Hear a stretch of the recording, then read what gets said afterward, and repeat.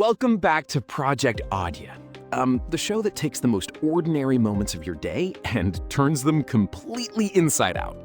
I'm Nova, and today's episode starts with something you probably did this morning, probably without thinking about it for even a single second.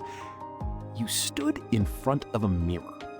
You looked at yourself, confirmed that the face staring back was indeed your face, fixed whatever needed fixing, and walked away. 30 seconds, maybe. Completely unremarkable. Completely routine. Except, what if that routine moment is one of the most philosophically loaded things a human being can do? And what if the way you're doing it is actually hiding something from you? Back with me today is Quinn, cognitive scientist, neuropsychologist, and by now, something of a resident philosopher of the mind here on Projectadya. Quinn, great to have you back. Always good to be back, Nova. Though I'll warn you, after today's conversation, your morning mirror routine is never gonna feel the same again. That is either a promise or a threat? A little bit of both, honestly. Let's start at the beginning. Because most of us would say, I look in the mirror, I see myself. What's so complicated about that? What are we actually missing? We're missing the distinction between the map and the territory. There's this famous line from the philosopher Alfred Korzybski. The map is not the territory. If you're hiking through a mountain range, a paper map is incredibly useful. But if you mistake the paper for the actual mountain, the wind, the altitude, the rock face, you're not navigating anymore. You're delusional. Our relationship with the mirror is almost identical. We look at a flat, two-dimensional reflection of a biological surface. Skin, bone structure, the arrangement of features we were assigned at birth. And we quietly, unconsciously conclude, that is me. The totality of me. The I that thinks, that feels, that hurts, that loves. But it's just the surface. Right. It's the hardware, the biological interface, the avatar. And here's the analogy I use with my students. Trying to locate your consciousness by staring at your own cheekbones is like trying to understand how a music streaming algorithm works by staring at the plastic casing of your phone. The answer isn't on the outside. So there's an experiment described that I want to get into because it sounds genuinely unsettling, but in the best possible way. The sustained mirror stare. Walk me through it. Right. So the premise is simple, and the instructions are very specific. You go into a room with a mirror. You dim the lights, not completely dark, but enough that the sharp definition of the room softens. You make sure it's completely silent, and then you sit or stand close to the glass. Pick a focal point, typically right between your own eyes, or directly into one pupil, and you don't look away. You just hold the gaze. And what happens? At first, nothing. You feel a little silly. Your mind immediately drafts a grocery list.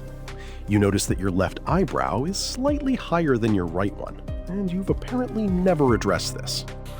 Deeply relatable.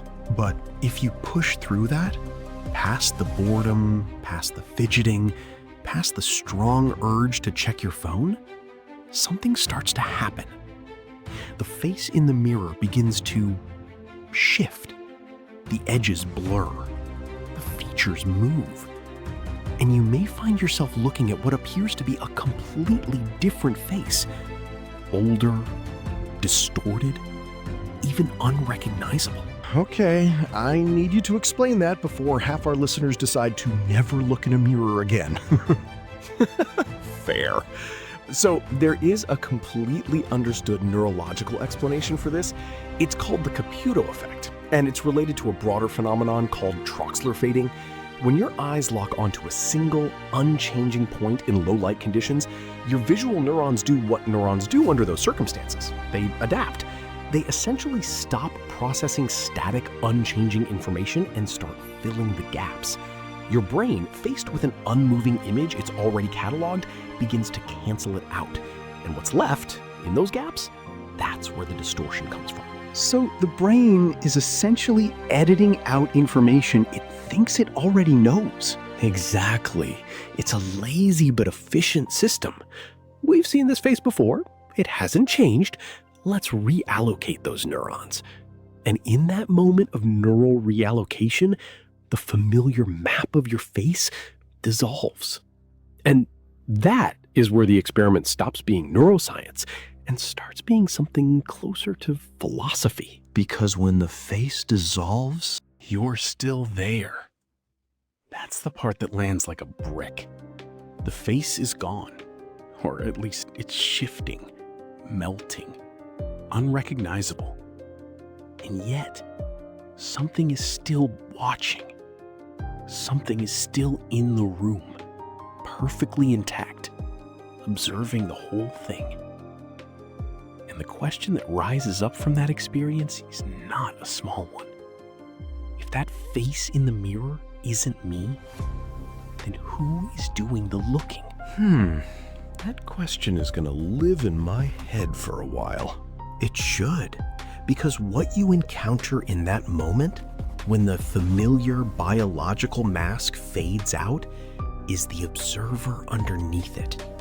And this is the concept that philosophers have wrestled with for thousands of years across every culture, in every tradition.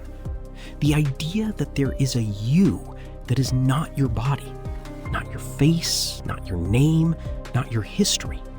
Something older, something that was there before the mask was put on. And normally, we never see it because we're too busy confirming the mask. We glance at the mirror for 3 seconds, confirm the identity, and move on. We never stay long enough for the illusion to break. We never give the map time to dissolve so we can see the territory beneath it. let me push on something here though, because I can imagine someone listening to this who is thinking, Quinn, isn't this just a known optical illusion? Isn't the Caputo Effect just neurons firing? Does it actually tell us anything meaningful about who we are? Or is it just a trick of the visual cortex? That is exactly the right question to ask. And here's how I think about it. You're correct that the mechanism is neurological. We can explain the how very cleanly. But the what it reveals is a separate question entirely. Consider this. The fact that a glitch in the hardware can make the face disappear while leaving the witness completely intact, that's not nothing. A camera, if you disrupt its lens, stops seeing. But you don't stop seeing just because the image in the mirror changes. The observer remains, fully present, slightly startled maybe, but there. That persistence of the observer, even when the image dissolves, is the data point that matters. Whatever you want to call it, consciousness, awareness, the self, it is clearly not reducible to the face in the glass. It's the user, not the interface. Exactly. And the mirror, if you let it, can show you that. Not in the reflection, in the moment when the reflection disappears. So, what do you want people to actually take away from this, practically? Because we can't all be doing midnight mirror gazing sessions every evening. Or, well, can we? I mean, I wouldn't stop you, but even setting aside the full experiment, the takeaway is about a habit of attention.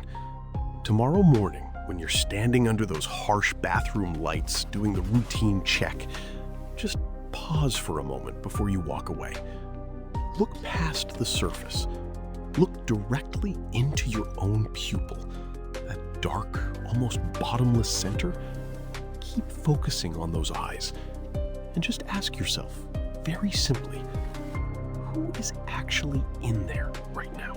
Not the face, not the name, not the job title or the relationship or the version of yourself you're presenting today. The one underneath all of that. The one that has been watching from the inside since before you had even a language to describe it. The one that was there when you were 5 years old and will still be there when the face has changed beyond recognition. Yes, that's the one. Quinn, this has, again, left me with more questions than when we started, which I mean as the highest compliment I can give a guest. Questions are the good stuff, Nova. Answers are overrated. Final thought. What do you think most people would feel if they actually did this experiment and stayed with it long enough? I think most people might feel two things almost simultaneously. First, a flash of genuine fear, because the map is comfortable, the face is familiar, the identity is well worn. When it starts to dissolve, something primal reacts. But right behind the fear, and this is the part I find endlessly fascinating, most people report feeling something they can only describe as recognition, not terror. Recognition. As if for a brief moment, they caught a glimpse of something they somehow already knew was there. Something waiting, quietly, behind every mirror they have ever looked into. Wow. That is one of the most striking things I've heard on this show. And I've had some striking conversations. Quinn, thank you. Genuinely. Come back. Bring more reality-bending ideas. As long as you keep having me, I've got plenty more where that came from. And that's a wrap on today's Projectadya. Tomorrow morning, you know what to do. Stand at that mirror. Look past the surface, past the tired eyes and the familiar features, and find your way to the dark, quiet depth of your own pupil. The face is just the map. The territory goes far deeper than you've been looking. I'm Nova. Take care of your mind. And maybe every once in a while, let it take care of you. See you next week.